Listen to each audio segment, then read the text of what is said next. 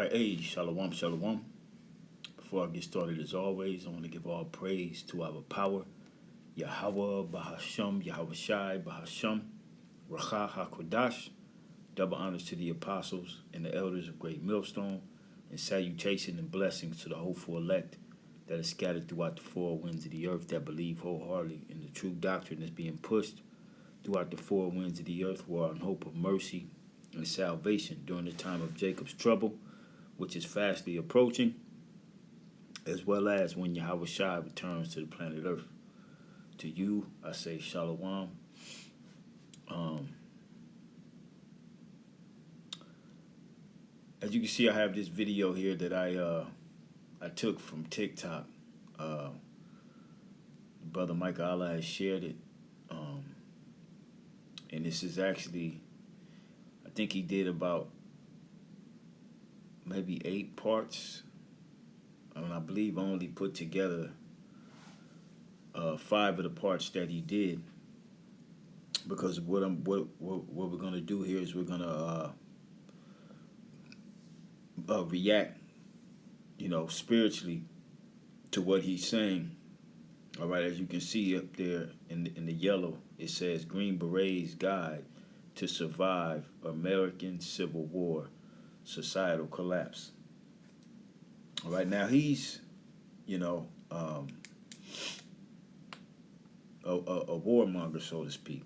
All right, he's been in situations. He's going to explain that, briefly. And one thing about these warmongers, majority of them, especially the Edomite ones, they never have the Heavenly Father in their survival plans. All right, and this is where we come in. All right, because everything else he says is pretty much on point.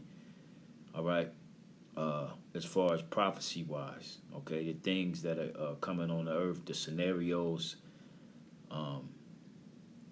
He even goes into comparing the collapse of Rome to America. All right, which he doesn't even know that that's scriptural. All right, so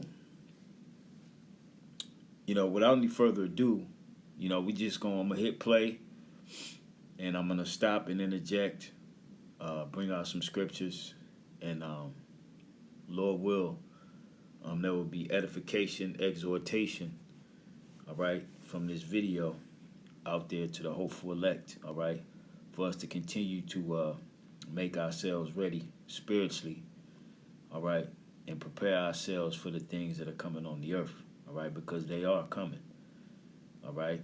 It's no doubt in our minds that these things are coming. And when you have, and he's just one of many ex-warmongers, all right, that can see this thing getting ready to collapse. And he's going to tell you, he said, in these times, the nice guys turn into, he even says that he'll be one of those guys that if you have something, and he has the arsenal, which he does, I'm sure, he will take your stuff, all right? And that's just how it is in war. He's just being straight up, all right? And these things, like I said, they're written in the scriptures, all right? Hold on real quick.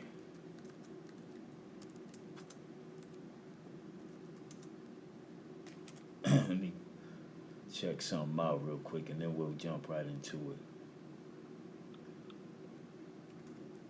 Okay.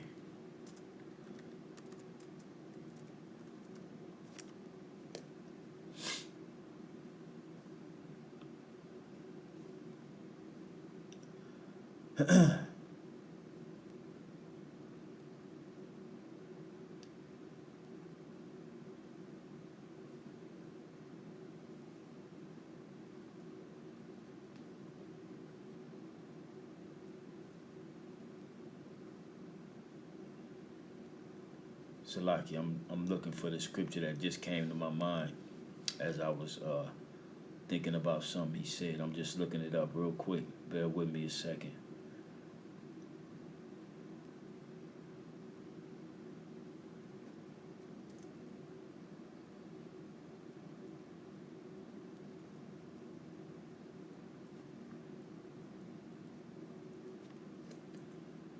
with me a second.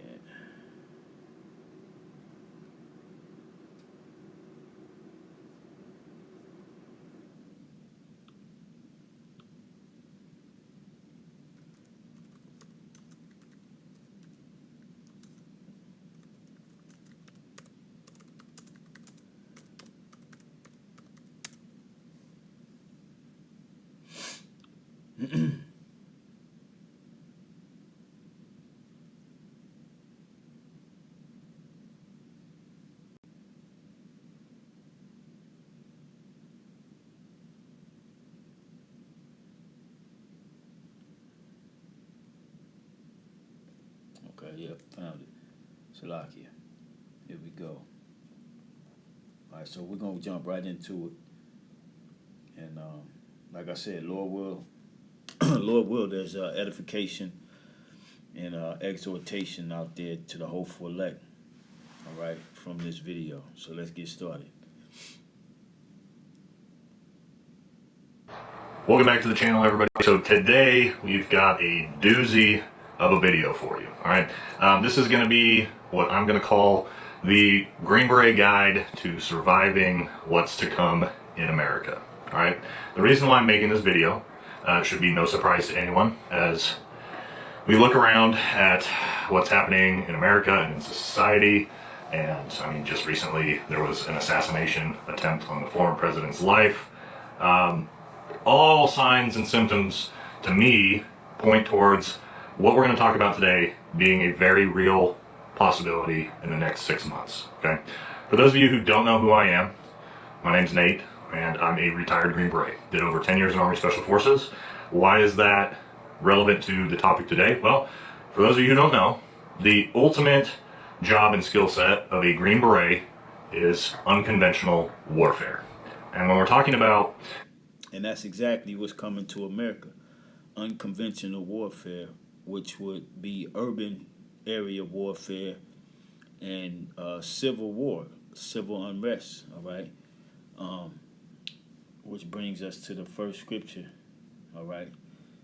Let's get that real quick. In the book of Isaiah, the 19th chapter, in the first verse, all right?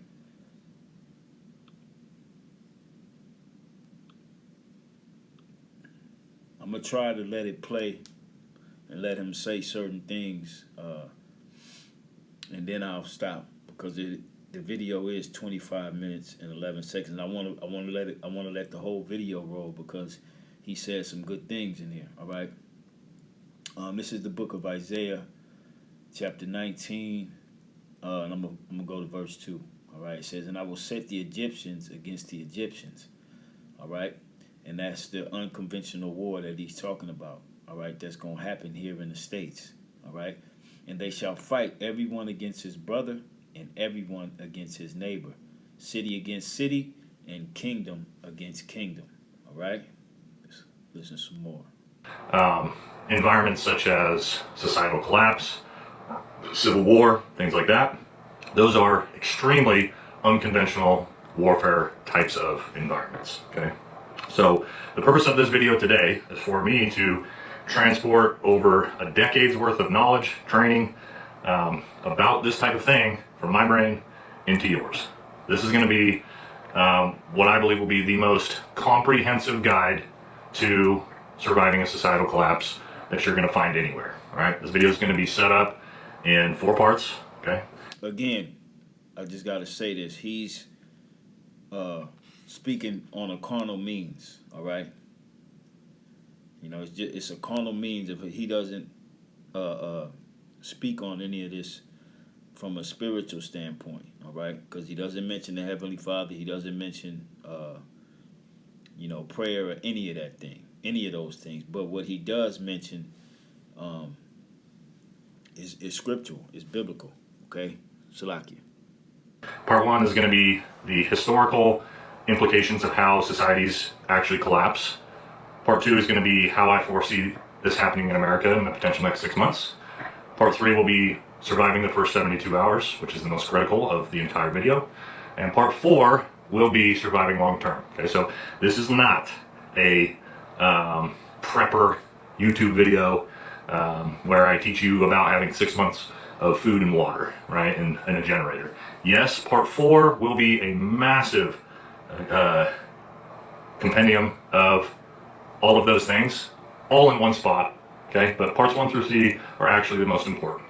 So, again, the purpose of this video is where you don't have to search any of this out on your own. It's all here. This will for sure be the longest video I've ever done. But this way you have it, you can come back to it. I'm going to have the list of everything, step by step, start to finish, from the first shot fired to 6 months later for you guys, so that you can potentially be one of the ones whose family survives this worst case scenario, okay? I don't typically use notes or, I pretty much one take all my videos. This video will be different. I will be working off about 10 pages of notes I've compiled. I've been working on this video a long time. So bear with me as I use my notes as we go through this. But I don't want you guys to miss any of this critical information, okay? So let's jump in and start with part 1 of the video, which is how do societies historically actually collapse? And we'll talk our way through that. Why is that important? Well, it's important for you to be able to identify the signs and symptoms around you, so that you are actually prepared for when it does happen, okay? The worst thing that could possibly happen is you are someone who doesn't see the writing on the wall, and you miss your opportunity to actually do the things we're going to talk about in this video and keep you and your family alive, right? So, all right, so he talked about the signs of the things around you and seeing the writing on the wall. All right, let's jump to some scriptures real quick. We're going to go to 2nd Ezra, the 9th chapter, okay? Okay, 2nd Ezra, chapter 9, starting at verse 1. All right, it says, I'm tripping.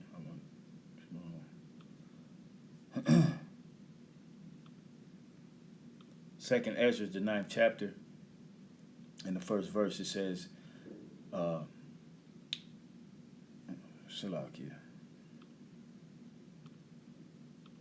2nd Ezra chapter 9, verse 1, it says, He answered me then and said, Measure thou the time diligently in itself.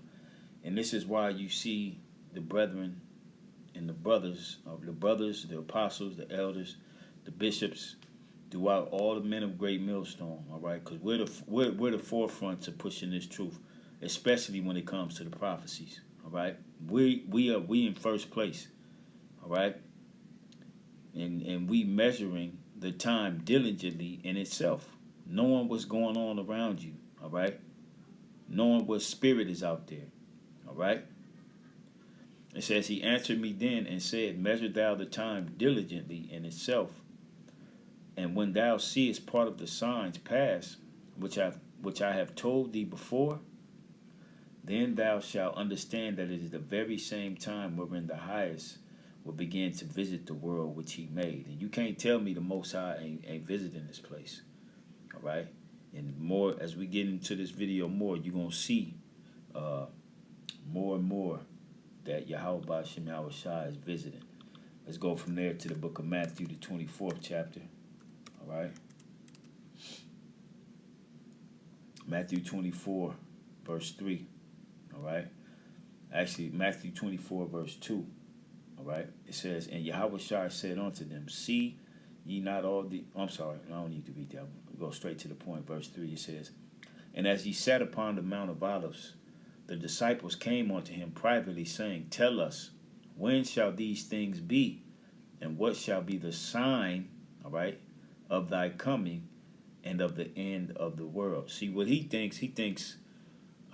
This Green Beret, Nate, he thinks that, you can survive and survive long term. This thing won't last no 6 months, all right?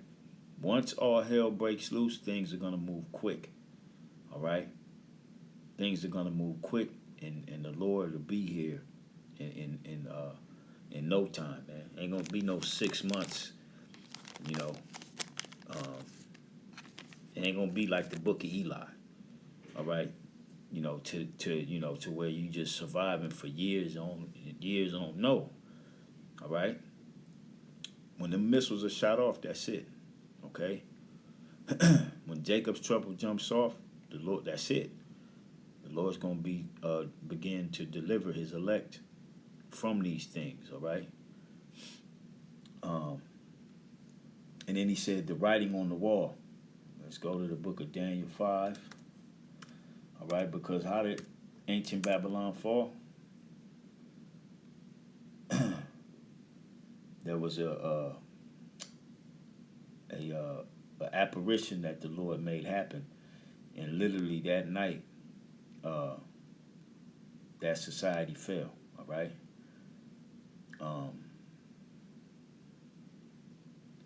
So I'm gonna just go straight to the point. Okay. Now the son of Nebuchadnezzar, Belshazzar, all right, he hadn't humbled himself, and you don't see these people humbling themselves.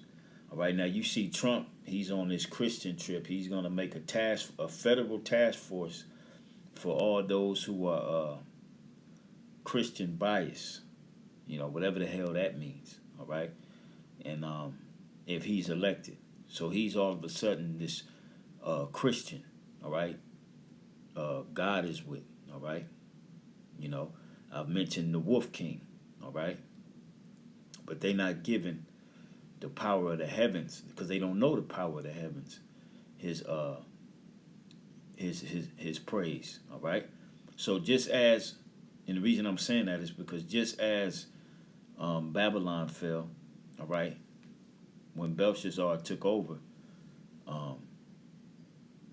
the same way, and the Lord told him, he showed them that they were going to go down by writing on the wall. All right, and the reason I'm reading this is because he mentioned the writing on the wall. That goes back to the scriptures, man. All right. This is Daniel 5:23. The writing on the wall indicated it's over. All right. It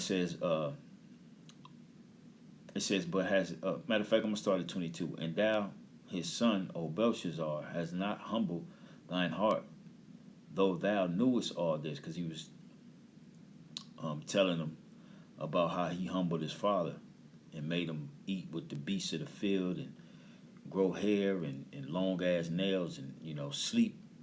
He was in the field. All right. It says, but has lifted up thyself against the Lord of heaven, and they brought the vessels of his house before thee, and thou and thy lords, thy wives, and thy concubines have drunk wine in them, and thou hast praised the gods of silver and of gold, of brass, iron, wood, and stone, which see not. And this is what goes on here in modern Babylon, Babylon the Great. It says, nor hear nor know, and the God in whose hand thy breath is, and whose are all thy ways, has thou not glorified. Then was the part of the hand sent from him, and his writing was written. And this is the writing that was written. Mene, mene, tekel, Upharsin. All right?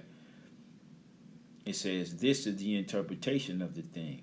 Mene, the Most High have numbered thy kingdom and finished it. And this is what this Green Beret is talking about. All right? It's only a matter of time before this thing goes up. All right? Tekel, thou art weighed in the balances and art found wanting. Perez, thy kingdom is divided and given to the Medes and the Persians. And that's how Babylon went down. They went down to the Medes and Persians, literally that night. All right?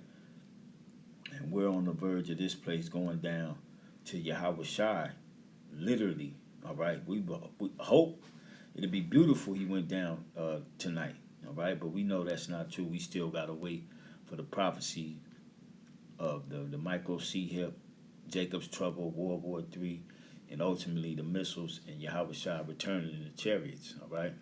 But the writing is on the wall, as he said. All right? So let's listen some more. Excuse me. I'm gonna be drinking my White Claws today. Shout out to that, I guess. Not sponsored, but whatever. All right, let's jump in. Part one, historical ways societies collapse or kind of converge into civil war, things like that.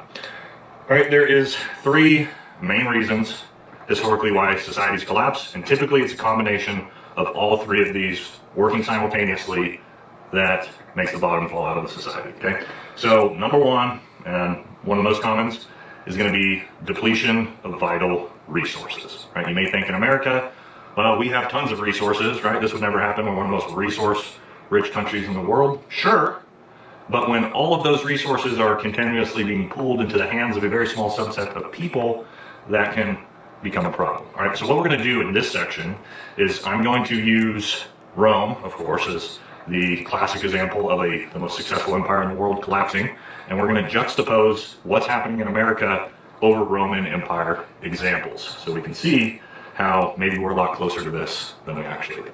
Right, so with our depletion of vital resources, okay, most societies can still manage if they're missing some vital resources, right? The problem is when structural, political, ideological, and economic factors prevent that lack of resource being dealt with, okay? So let's say fuel, gasoline, oil, okay? We have more of it than anyone in the world under our ground American feet, but political issues are not allowing us to access that, right? So that's what I mean by we can actually artificially have reasons that we have lack of resources, okay?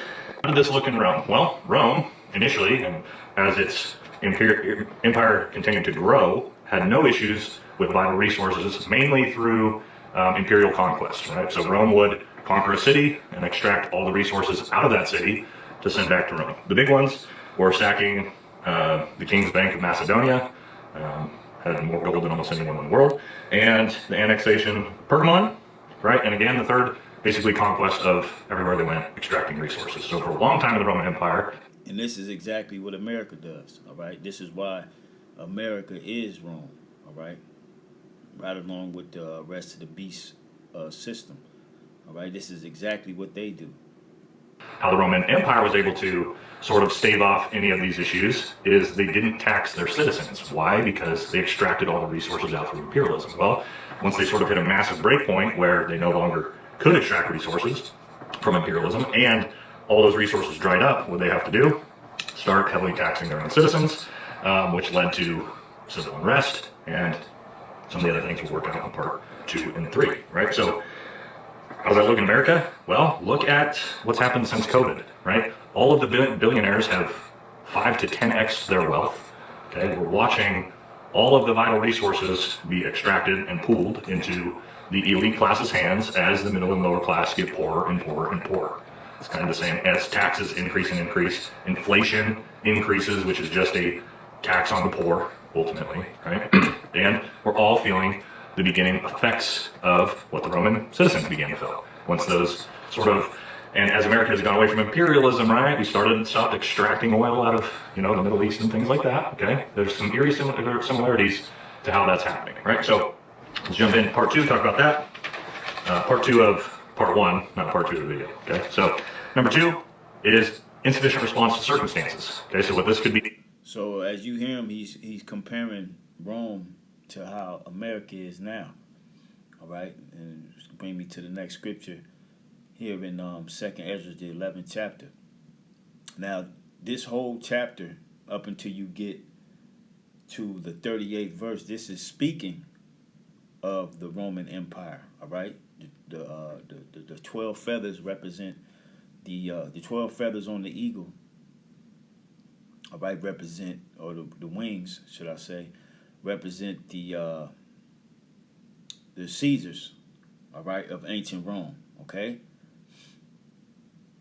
Now, when you go down here to the 38th verse until the end, all right, this is future prophecy of the fourth beast that we read about in the book of Daniel, the 7th chapter, the 7th verse, as well as the 19th verse and the 23rd verse, all right? It's the same beast, but in today's form, all right? The beast known as NATO, which is spearheaded by America, all right? Which is nothing more but the reincarnated Roman Empire, all right? So let's read. And as you heard him say, how they starting to oppress the people, all right? And this is what we're all feeling, all right? And this is a sign that the Lord is getting ready to take this place out. This is 2nd Ezra chapter 11, verse 38. It says, "Hear thou, I will talk with thee, and the highest shall say unto thee, Art not thou it that remainest of the four beasts, whom I made to reign in my world, that the end of their times might come through them? All right? The fourth beast, like I said earlier, when you go to the book of Daniel, the seventh chapter, all right? Daniel 7, um, in verse 7, okay, it says, And after this in the night visions, and behold, a fourth beast, dreadful and terrible, and strong exceedingly, and it had great iron teeth.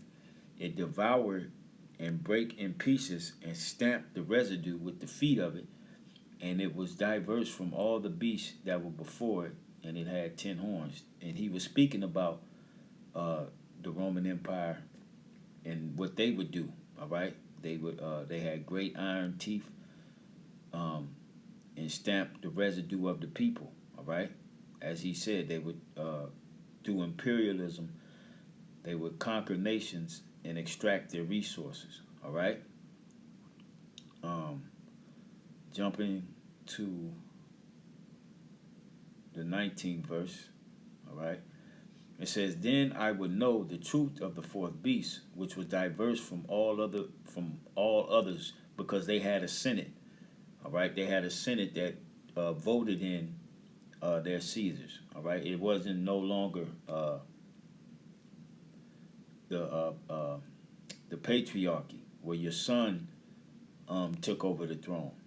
All right, this is it was a patriot. You had the plebeians and the patricians, and in today's society, modern Rome, you have the Democrats and the Republicans. All right, that's what made it diverse from the first three beasts. All right, it says, exceeding dreadful, whose teeth were of iron and his nails of brass, which devoured, brake in pieces, and stamped the residue with his feet. All right, and we're gonna go back to Second Ezra. All right, because Yahweh Shai here is speaking about this fourth beast. Um, the Most High is speaking about this fourth beast through the prophet Ezra and what he's gonna do to this fourth beast in the end. All right. Um, verse 40. And the fourth came and overcame all the beasts that were past, and had power over the world with great fearfulness, and over the whole compass of the earth with much wicked oppression. Taxes, as he was saying, all right. Um, the we're not the lack of resources, all right. It says, "In so long time dwelt he upon the earth with deceit." Okay, because this is all a planned um, destruction of this society by the wicked elite. All right, verse 41: For the earth hast thou not judged with truth, for thou hast afflicted the meek, the Israelites. Thou hast hurt the peaceable, the Israelites. Thou hast loved liars, and destroyed the dwellings of them that brought forth fruit, and hast cast down the walls of such as did thee no harm. Therefore is thy wrongful dealing come up unto the highest, and thy pride unto the mighty. All right, and the Lord is systematically breaking this society down. All right, because of the wrongful dealings. All right, and the pride of this place. All right, it says the highest also have looked upon the proud times, and behold, they are ended, and his abominations are fulfilled. This is why you have Green Berets doing videos, telling uh, uh, people they better prepare, and giving you the scenarios on how this thing is going down. The proud times are over. All right, if you paying attention to what's going on, you can see that it ain't America ain't American no more. All right, and therefore appear no more thou eagle, nor thy horrible wings, nor thy wicked feathers, nor thy malicious heads, nor thy hurtful claws, nor all thy vain body, that all the earth may be refreshed. And this is gonna happen when the Lord take out modern Rome. All right, this modern fourth beast. The earth is gonna be refreshed, and may return, being delivered from thy violence, and that she may hope for the judgment and mercy of him that made her. All right. Now let's go back, listen to some more. Salakia. Is defending your country's war, or any type of external type of circumstances being thrust upon the country that are not dealt with by the government or whoever's in control. Okay, so for example, in Rome, what did this look like? Well, as Rome sort of hit its bulge point, the barbarian hordes continuing to invade and sack the borders of Rome, okay, causing huge problems for Rome. How does that juxtapose with America? Well, I think we all have watched this over the last 3 years at our own southern border, right? 20 million new undocumented people flooding into the country, causing all the same types of problems that were caused in Rome, right? So that's part two. Again, we're looking at signs and symptoms, and America has the same ones in part 1 and 2 so far as did the Roman Empire, okay? We'll move past that one a little bit further because it's... One more scripture on that. Revelation 17:8. The beast that thou sawest was and is not, and shall ascend out of the bottomless pit. All right. Where did who came out of the bottomless pit? All right. Your new Rome. All right. The Renaissance. All right. The rebirth of the Roman Empire came out of the bottomless pit, which is Europe. Okay. It says, the beast that thou sawest was and is not, and shall ascend out of the bottomless pit, all right, and go into perdition. And we're in that process of this place going into perdition, which is destruction. And they that dwell on the earth shall wonder, whose names were not written in the book of life from the foundation of the world, when they behold the beast that was and is not and yet is. And everybody is wondering at the beast right now. All right, the ancient Roman Empire, who was, all right, but is not, all right, the actual, and yet is, because it's NATO, like I said, with America spearheading this modern Rome, or this fourth beast, okay, that ascended out of the bottomless pit. Typically not as big of a deal, excuse me, but it can be. Part 3, and this is a big one, by far, especially in America, and that is elite mismanagement and exploitation of the populace by the elite class. I mean, and that's when Yahweh Shai spoke about Satan being divided amongst themselves. All right, elite mismanagement. All right, let's get that real quick. This is the book of Matthew, chapter 12. No, I'll read the one in Mark. Mark chapter 3, verse 26. And if Satan rise up against himself and be divided, he cannot stand but have an end. All right? As he put it, elite mismanagement. All right? All right, they argue with one another. Let me back it up just a little bit. Okay? excuse me, but it can be. Part 3, and this is a big one, by far, especially in America, and that is elite mismanagement and exploitation of the populace by the elite class. I mean, I don't think any of us are shocked or would disagree on either side of the political aisle that it is very obvious that that is America in a nutshell right now. Okay, so instead of using Rome right now, we're going to use more. We're going to use communist nations as an example because it's a much better example for this when you talk about elite mismanagement of resources or things like that. Because what does communism do? Extracts everything from the populace, sucks it to itself, and, like Mao killing millions of his own people, Stalin killing millions. And to see that elite mismanagement, all you got to do is watch a C-SPAN, all right, and see how these people in Congress, all right, these Democrats and Republicans, these politicians, going at each other's throats. Some are for the American people, all right, and some are just strictly for the rich and for the elite, which is all a show. This is why I read Mark 3 and 26. They're divided amongst each other, all right, when it comes to the populace, all right. Of his own people, Pol Pot killing 30% of his own population. right? That's very, like, the biggest demonstration of eliteness management of a country is communism, right? And in America, right? Like, is anybody going to disagree that our political and elite class is not mismanaging the country?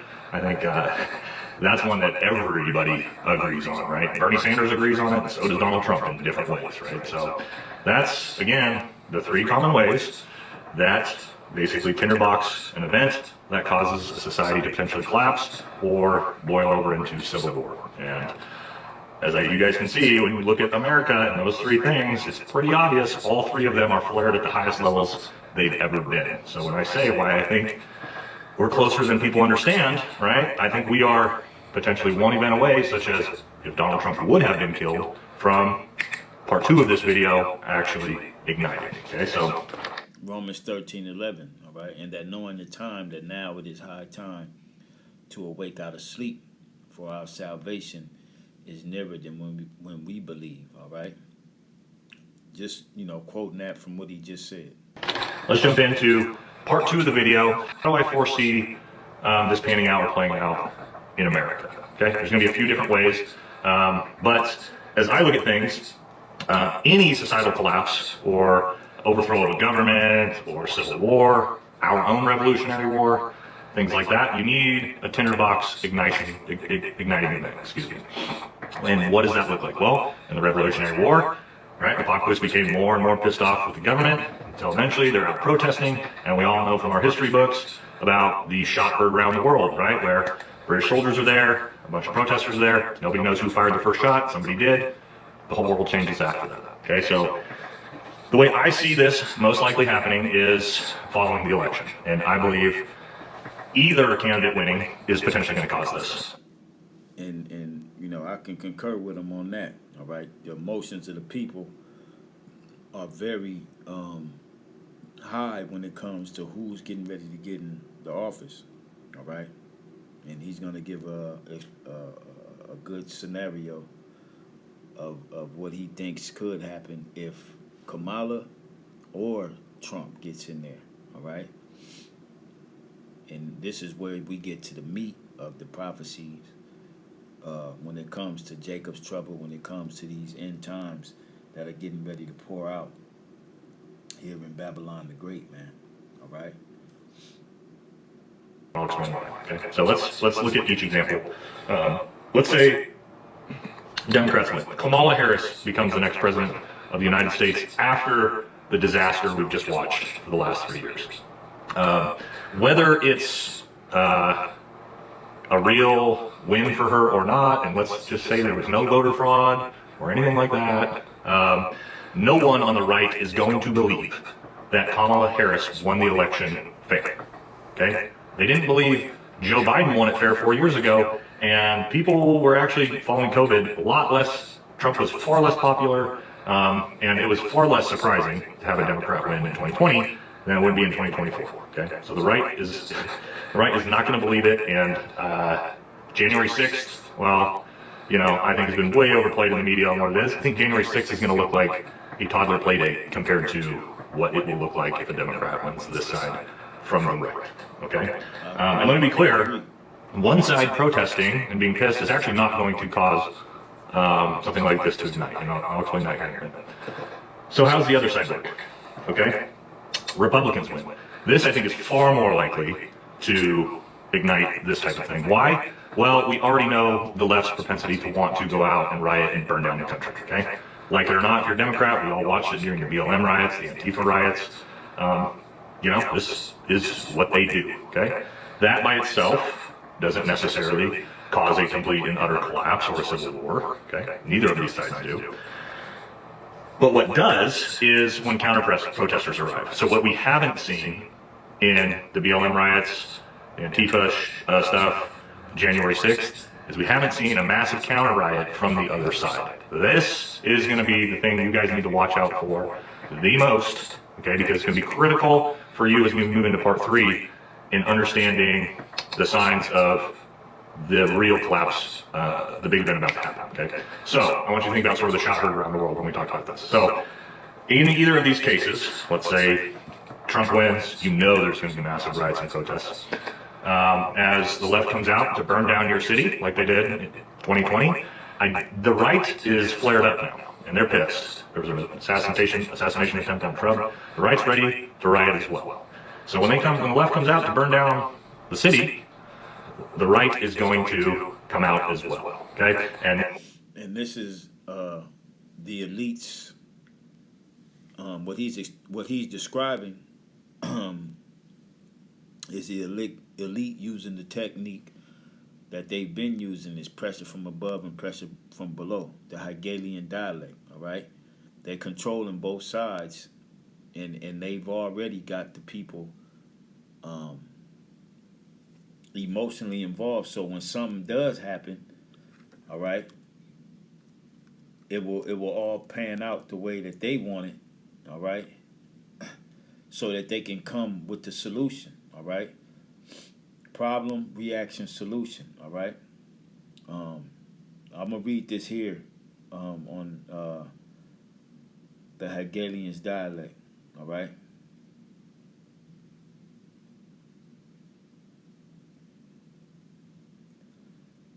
And we're gonna go to this here from Stanford University.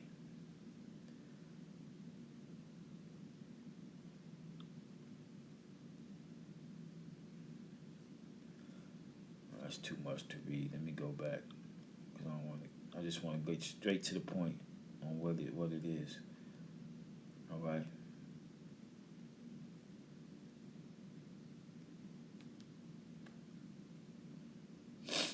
Bear with me a second.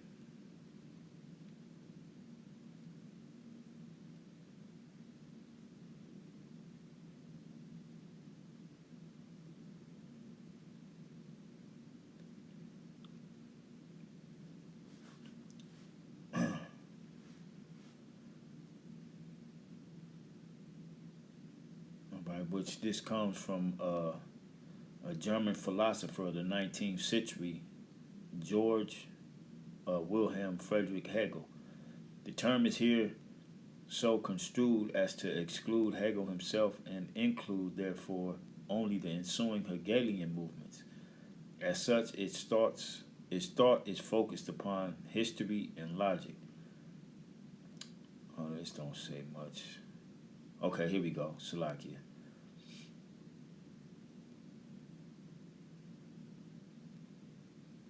Let me see. No, this ain't going straight. I want this just straight to the point. You know, I don't need the history on it.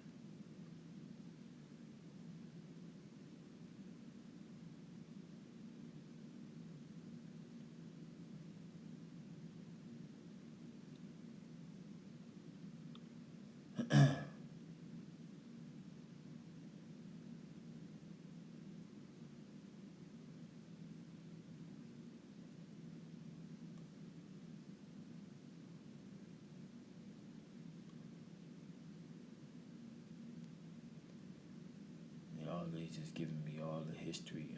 I just want to straight to the point.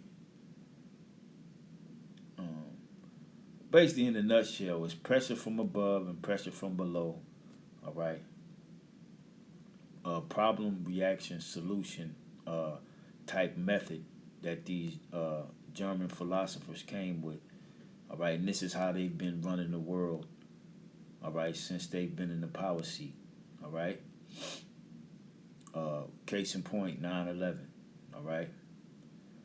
The problem, all right, was what?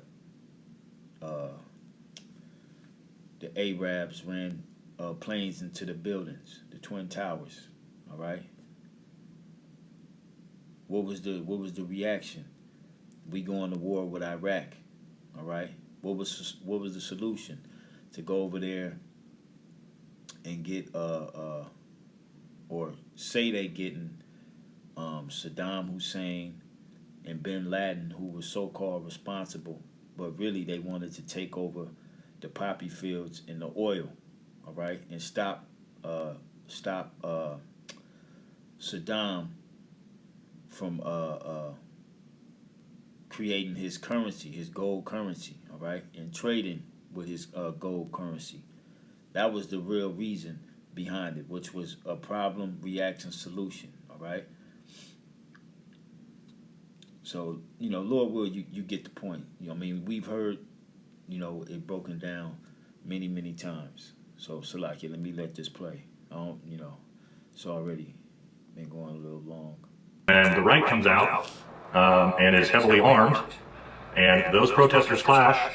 The first gunshot that goes off, the shot heard around the world, utter and complete chaos is going to ring out. Okay, it's going to be a singular located event at first, right? One city where this happens, and we'll get into talking about civil war and who's going to win because the right's way too overconfident. That's what's going to win. But that first shot that goes off, boom! Once massive thousands of people on either side are actually engaged in a real conflict like that, the police can do nothing, guys. The military will be able to do nothing. The National Guard will be able to do nothing. There's nothing they can do, okay? Other than coming in and trying to shoot everybody, which, if they do that, will even spiral things even further out of control, okay? And we saw that, look at Portland, right? And what happened in Portland after dealing with the riots? Their whole riot team just resigned and quit, okay? So the police are not going to stop us. They're not going to be able to stop it. They can call in the National Guard. They're not going to be able to do anything either when you're talking about thousands and thousands of people clashing, okay? You may not think, everybody thinks, oh, this is America, this can never happen. No, in America, this is the one place where almost is guaranteed to happen. You have to understand, American culture, we are rebellious, we are rebels by nature. The way this country is formed is literally by a situation I'm talking about, okay? We've already had our own civil war. And if you think this isn't happening in the world, this is happening all over the world right now as we speak. I'm going to show you videos of places like Kenya, Bangladesh, right now, where this is happening. Do not be naive and ignorant in thinking that because you live in America, this wouldn't happen. At the end of the day, when this violence kicks off, human beings turn into chimpanzees. It's the reality, okay? So do not be fooled into thinking that you are safe from this, all right? This isn't to scare you. This is to prepare you, all right? Bring in a couple more scriptures. Of course, we're going to get Jeremiah 30, all right? Because this is when Jacob's trouble kicks off, all right? Jeremiah 30:5. It says, "For thus saith the Lord, we have heard a voice of trembling, of fear, and not of peace. Ask ye now, and see whether a man doth travail with child. Wherefore do I see every man with his hands on his loins, as a woman in travail, and all faces are turned into paleness. Alas, for that day is great, so that none is like it. It is even the time of Jacob's trouble. But he shall be saved out of it," meaning the elect are going to be saved out of this time that's getting ready to break forth here, all right? Next one, we're going to go to the book of Ezekiel, all right? I'm going to try to read through these pretty quick because I want him to get through his video, but I don't want to forget about bringing these scriptures out. This is the book of Ezekiel chapter 7. We're going to start at verse 5. It says, "Thus saith the Lord power, Yahweh, and evil, and only evil, behold, is come.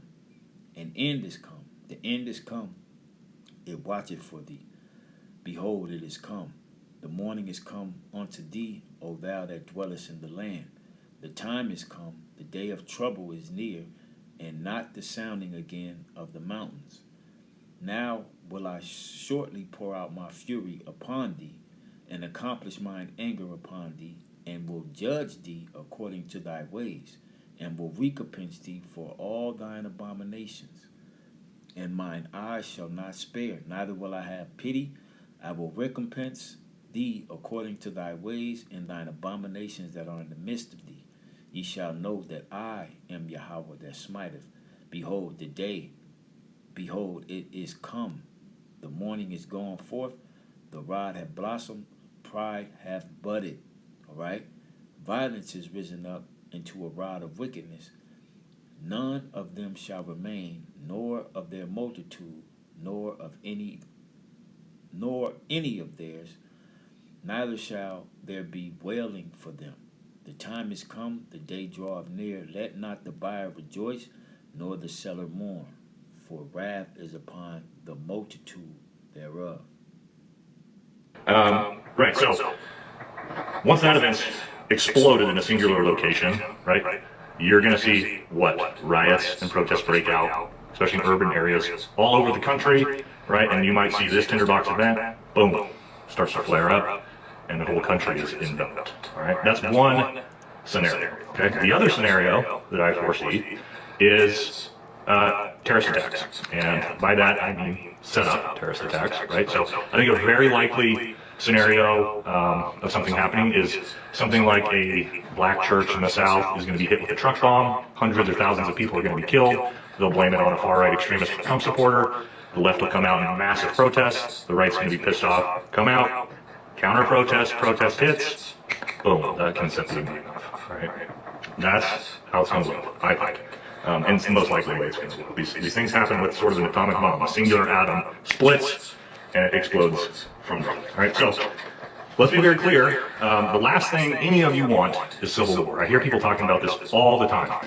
Oh, civil war and this and that. And guys, war is ugly. I've done it myself. None of you want it. None of you are ready for it. At the end of the day, it's not cool. It's not going to be like the movies in Hollywood, okay? And to the right, who I always hear say, oh, you know, one side has all the guns and the other side can't figure out which bathroom to use. Okay, true. However, that's not how civil wars work, right? When a real civil war or collapse happens in America, it is not going to just be right versus left. Why? Because after probably about the first 72 hours, okay, all the foreign nations, sleeper cells, which are here, okay, China, Russia, Iran, all of them are going to get activated, and those foreign countries are going to come and be involved as well, okay? And which side, I know the right's super confident, which side do you think China is going to jump in on? Which side do you think Russia is going to jump in on? They're going to jump in on the side of the socialists and the communists. Which really they're going to jump in on the same side because they're going to be coming after the Israelites, all right? This is what he doesn't understand, all right? I mean, you're going to have Edomites and these other nations being destroyed as well, but the main focus is going to be the Israelites, all right? This is the book of Luke 21 and 20. It says, "And when ye shall see Jerusalem compassed with armies, then know that the desolation thereof is nigh.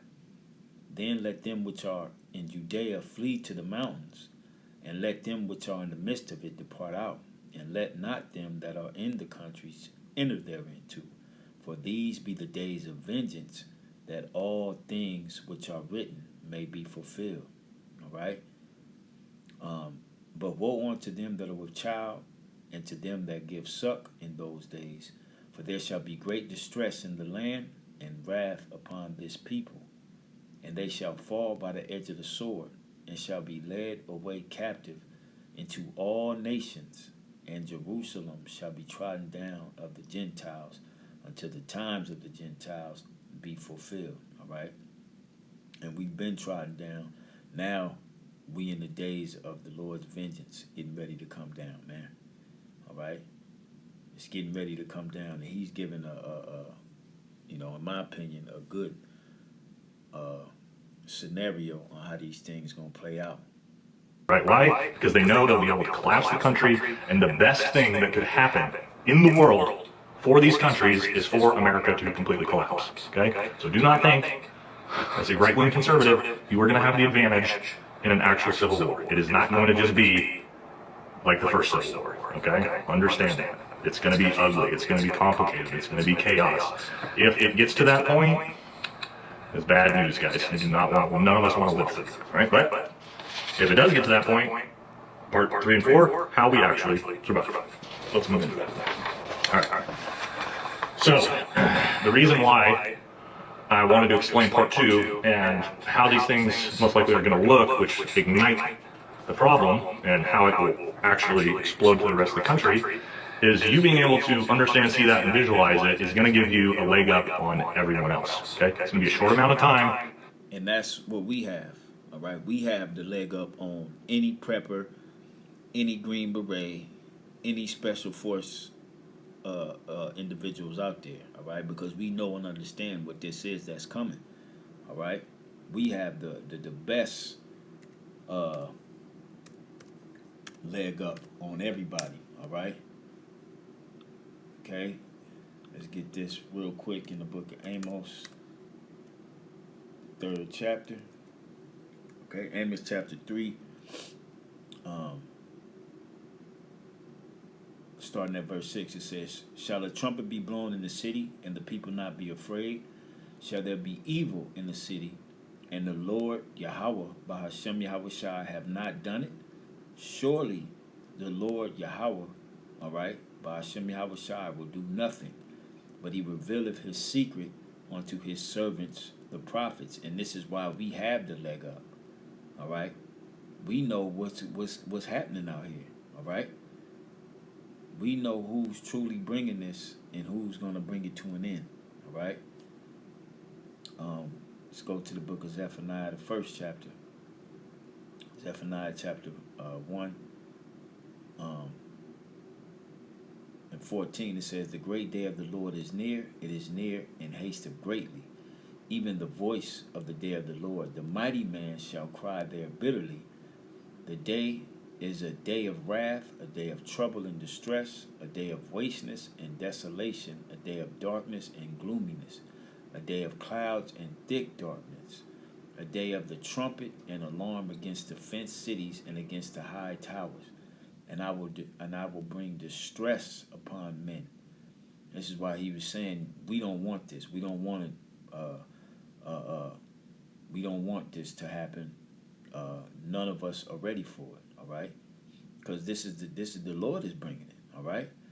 It says, "And I will bring distress upon men, that they shall walk like blind men, because they have sinned against the Lord, and their blood shall be poured out as dust, and their flesh as the dung." All right?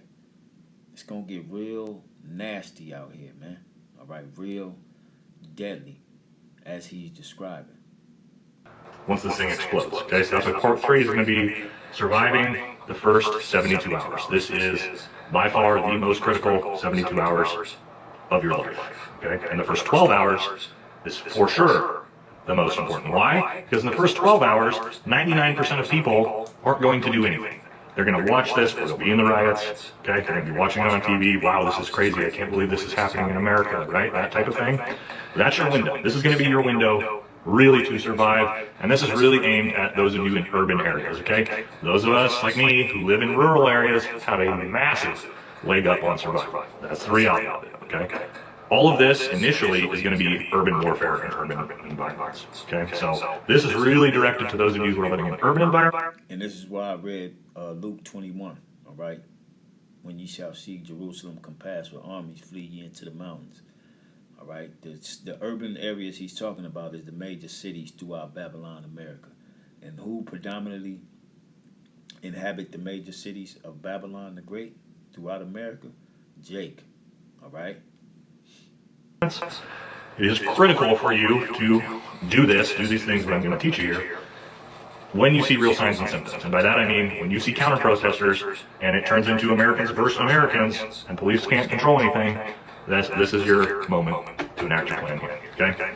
Understand, again, first 12 hours. Why is it important? Like I just said, no one else will be moving, but you will, okay? So, number one, if you are cognizant enough to pull this off in the first 12 hours, you will have time in the first 12 hours to exit your city. Okay? You get asked this a lot about, well, how the hell do we get out of the city in your first 12 hours? Okay? Once you get past that 12 hours, your likelihood of being able to survive or get outside the city is going to plummet dramatically. Because again, while everybody else is watching this in shock, you're moving with your family. All right? So, and you're gonna be moving in faith, all right? Because we know what ensues, all right? Just like when Yahweh Shai told us, as we read back in Luke 21, "Flee ye into the mountains," all right? Because it's finna be on, all right? This is the book of 2nd Ezra, the 16th chapter. And I can start up, but I want to go straight to the point, because this will be a long, super long video. This is the book of 2nd Ezra. I'm going to start at 35, key points to 40th verse. Hear now these things, and understand them, ye servants of the Lord. Behold, the word of the Lord, receive it, believe not the gods of whom the Lord spake. Behold, the plagues draw nigh and are not slack, as when a woman with child in the ninth month bringeth forth her son, within 2 or 3 hours of her birth, great pains compass her womb, which pains, when the child cometh forth, they slack not a moment, as he's describing, all right? That first 12 hours, when this shit kick off, all right? Most people gonna be sitting back not knowing, like, I can't believe this is happening, all right?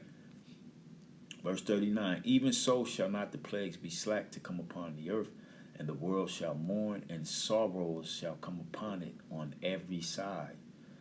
Here's the point. O my people, hear my word. Make you ready to the battle. And in those evils, as he's talking about, be even as pilgrims upon the earth. That's what Yahweh Shai said, when ye see Jerusalem compassed with armies, get the hell out of there, man. All right? Be as a pilgrim upon the earth. Okay? And that's what he's describing here. Okay? Understand that when this happens for real, okay, everything's going to get shut off. And I'll give you an example of a video here in Bangladesh. The death toll from the government's crackdown on massive student protests has risen to at least 174, with more than 2,500 people arrested. Internet access across most of Bangladesh remained dark for a fifth day. Police and soldiers have been granted shoot-on-sight orders amidst a nationwide curfew. Protesters are seeking job security and higher pay and want an end to civil service job quotas. And This is happening. This is from this week. Okay, you're looking at massive civil. Now, if that happens, what's that gonna cause? All right, when they cut the power, they cut the internet. It's gonna cause this. Back in 2nd Ezra, the 16th chapter, 21st verse. All right, in the last line. All right, it says, "Behold, victuals shall be so good cheap upon earth," which that is past. All right, because things are getting more expensive. All right. That they shall think themselves to be in a good case. Here's the point. And even then shall evils grow upon earth, sword, famine, and great confusion. All right? A part of that great confusion is going to be no electricity, no communication. All right? Not being able to get gasoline. All right? Nothing working is going to cause great confusion. All right? Unrest, basically the collapse of their society. And what did the government do? Immediately shuts off the internet, immediately shuts off all the cell phone towers, right? The police start shooting on sight. Utter chaos, okay? When we left Afghanistan, what did we do? We shut off all the internet, we shut off all the cell phone towers. Why? So nobody could transmit in or out, okay? So this will happen. That'll be another sign for you. If your internet, you're watching this on TV, massive insane riot breaks out, right? Counter protesters, urban warfare is broken out, your cell phone tower or your cell phone signal goes out, your internet goes out. You gotta move, guys. You can't wait it out, all right? Better safe than sorry, guys. So what do you need to do? If you can catch it, first 12 hours, get out. So again, and let me talk about, read off my whole list here, all the things that will actually be shut off, okay? So they're gonna shut off internet, cell phone towers, power, water. Anything that runs on electricity. You won't be able to get gas out of a gas station, right? Because everything's digital now. Okay. Major highways are going to become blocked, impossible to get through, impassable.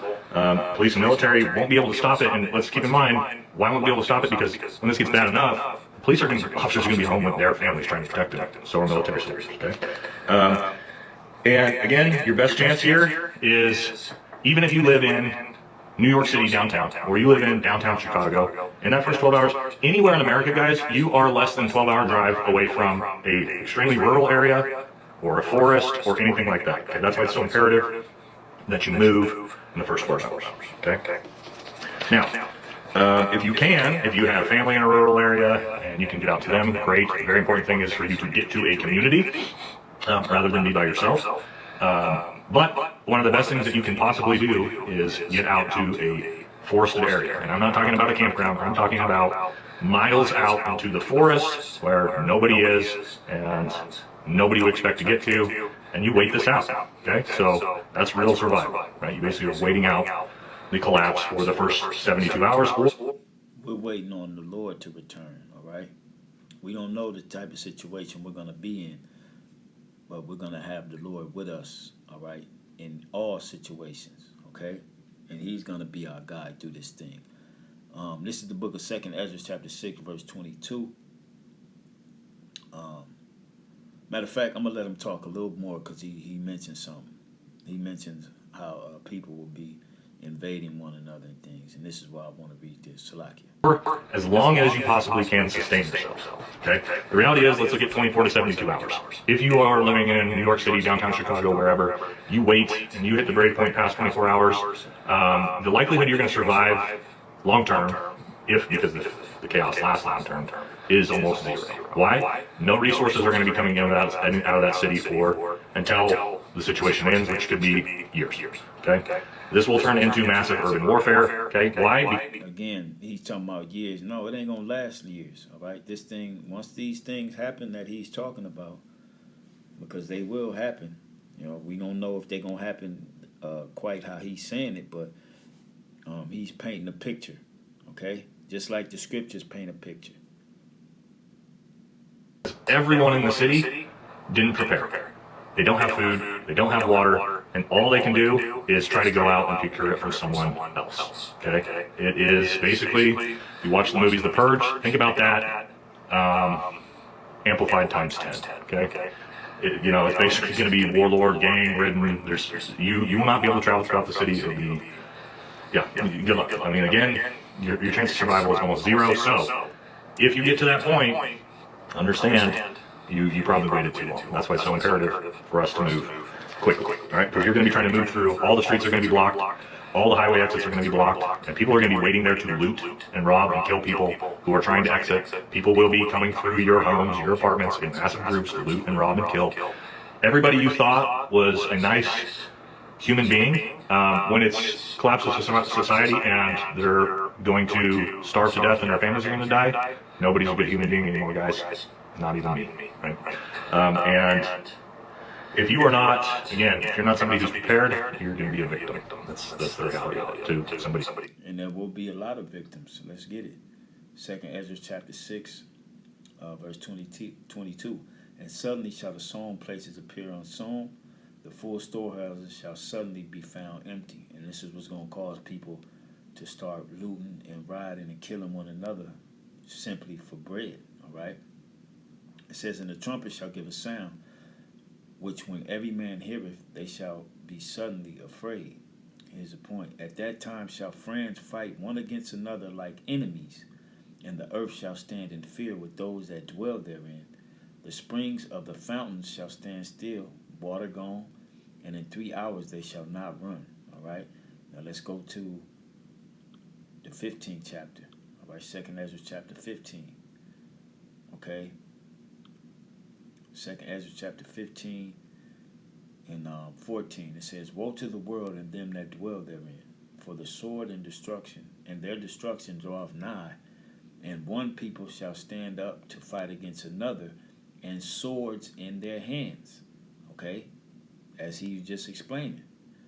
For there shall be sedition among men, and invading one another. They shall not regard their kings nor princes, and the course of their actions shall stand in their power. A man shall desire to go into a city and shall not be able. He just described that, all right? For because of their pride, the city shall be troubled, the houses shall be destroyed, and men shall be afraid. A man shall have no pity upon his neighbor, but shall destroy their houses with the sword and spoil their goods because of the lack of bread and for great tribulation. All right, just as he's saying, just as he's describing, man. All right, and I'm gonna let it play out, and that'll be it.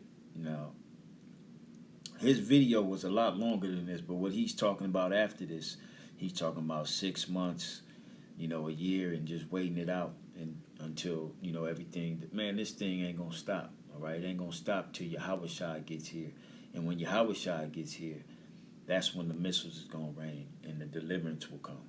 All right, the major deliverance. So I'm going to let it play out. Who's better equipped than you are.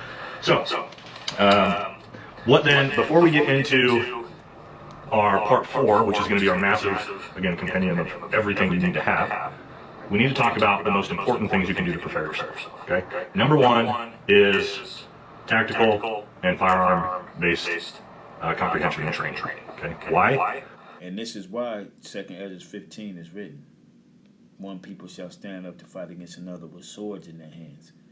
All All right, this is why Nahum saw what he saw. The horseman lifteth up the bright and glittering sword, and there is a multitude of slain. All right.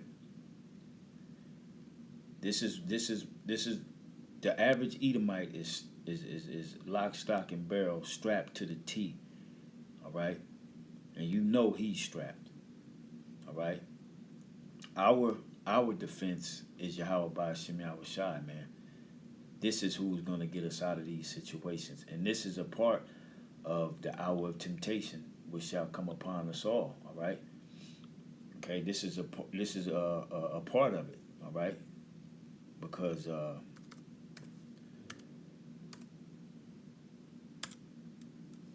this will be the trying of our faith, and ultimately it'll be if you're gonna take that MOT to the B. But leading up to you having to make that decision, it's gonna be chaos, destruction, famine, pestilence, and Esau is gonna have that window for safety, which is gonna a lot of you are gonna fall right into his lap when you see these things as he's describing unfold on the planet Earth. All right, Esau is going to set up what he will call safe sanctuaries, or a sanctuary, a safe haven, which will be maybe a Walmart or maybe a school. All right, and they're allowing this chaos and destruction to go on out there. All right, and a lot of our people will fall to that narrative, and allow this man to put a C-hip in you.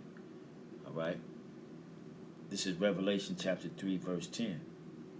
Because thou hast kept the word of my patience, I also will keep thee from the hour of temptation. When you look up that word hour, it goes back to the Greek word oros, which means a season. All right, a certain period of time. Okay, when all this hell break loose, we literally are in the hour of temptation, Jacob's trouble. All right, the time of trial, the season of trial. That's what temptation is. Okay, which shall come upon all the world to try them that dwell upon the earth. All right, and this is what he's describing. Only thing he's missing is the mandatory implementation of the micro C-hip. All right, because that's what's going that's going to be involved as well. All right. Well, you have to be able to defend yourself, one. And I see people all the time who are preppers, right? They, massive basements full of stuff and generators and fuel and all this stuff, and it's an old lady or whatever. None of that matters, guys, because if you don't have a large group of people who are tactically trained and ready to defend themselves with firearms, people like me are just going to take your stuff. Thanks for prepping. It's mine now, right? You have no ability to defend yourself. So that is number one. If you yourself are someone who's prepping for survival and you can't stop me from coming into your home, you have no chance to survive this. Okay, so number one, tactical and firearm proficiency and being able to understand the tactical ground. All right, so with him ending it on that, our firearm is right here in the book of Daniel, chapter 12, verse 1. And at that time shall Michael stand up, the great prince which standeth for the children of thy people. And there shall be a time of trouble, such as never was since there was a nation, even to that same time. And at that time thy people shall be delivered, every one that shall be found written in the book. So with that, like I said, Lord will, this was edifying and exhorting to the hopeful elect out there. I know it was kind of long, but I thought that, the way he painted this picture, all I was thinking about with these prophecy scriptures that came out. All right, so, with that, giving all praise to Yahweh Ba'ashem Yahweh Shai, and we on to the next. Shalom.